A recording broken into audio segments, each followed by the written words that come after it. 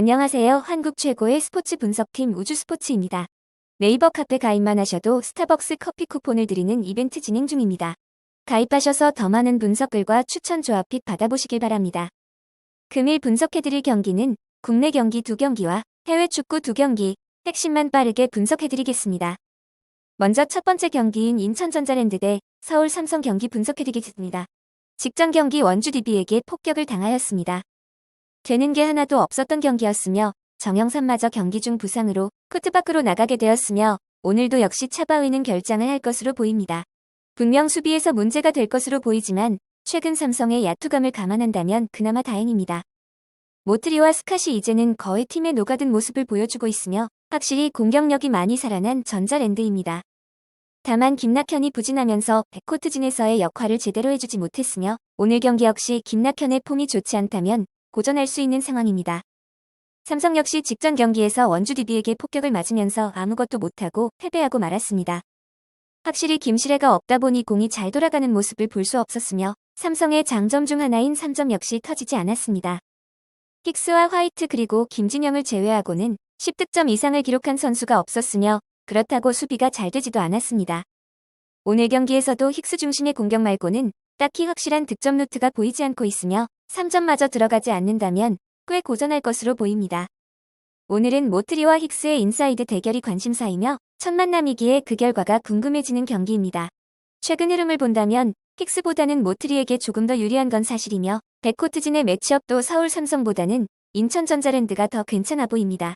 수비 조직력 역시 인천전자랜드가 앞서는 모습이며 공격력 역시 새로운 용병 영입 이후 달라진 전자랜드입니다.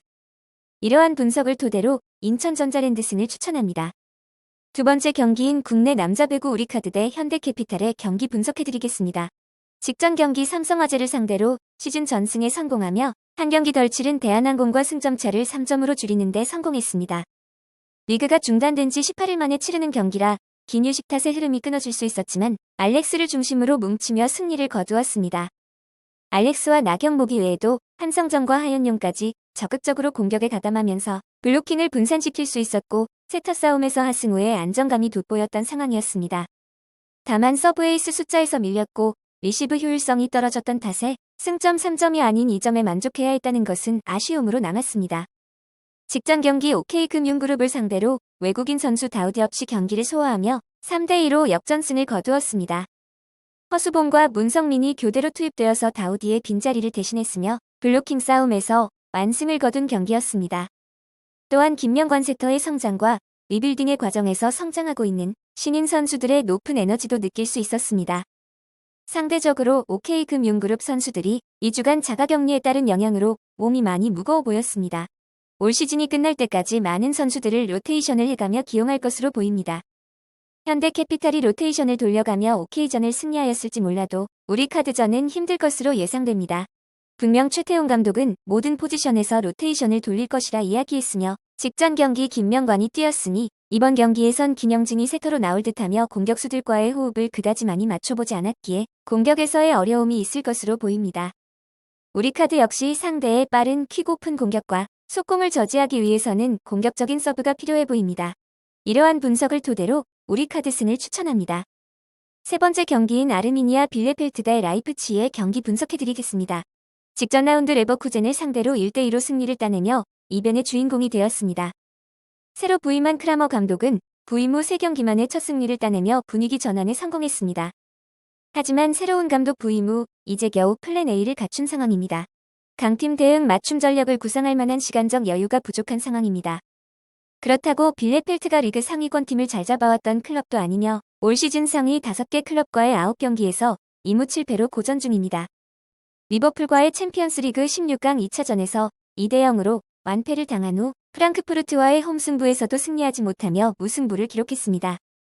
챔피언스리그 탈락을 하며 팀 분위기는 썩 좋지 않은 가운데 리그에서의 페이스는 나쁘지 않은 상태로 윈헨에 이어 리그 2위를 기록 중입니다. 이래서 이선 주전자원들이 이번 일정을 통해 모두 선발 출전이 확정된 상황이며 리그에서만큼은 실점 관리 능력은 최상급입니다. 실제로 앞선 리그 7경기 6승 1무를 기록했으며 이 중 4경기에서 클린시트를 달성했습니다. 대부분의 득점을 후반에 몰아넣으며 후반 뒷심이 좋은 라이프치히입니다. 빌레펠트는 수비적인 부분이 강점인 팀인데 최근 수비적인 부분에서 문제점을 노출한 경기가 자주 나오고 있습니다. 역습 역시 나쁘진 않지만 결정력을 이끌어내는 과정이 좋지 못한 상황이라는 점도 변수가 될 수 있는 부분입니다. 라이프치히가 주도권을 확실하게 가져갈 수 있는 경기이며 안정적인 모습을 보여줄 가능성이 높은 경기입니다. 이러한 분석을 토대로 빌레펠트 플러스 1 핸디패를 추천드립니다. 네 번째 경기인 풀럼 대 리즈 유나이티드의 경기입니다.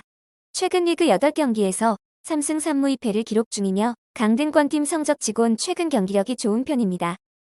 이제 잔류권과의 승점 격차가 2점 차에 불과합니다. 단단한 수비력을 바탕으로 최근 경기력이 올라오고 있습니다. 현재 리그에서 공격력은 17위이지만 실점은 리그 10위에 위치하며 직전 경기 맨시티에게 대패를 했을 뿐 그 이전 7경기 동안 2실점만 하며 3승 3무 1패를 하며 상승세입니다.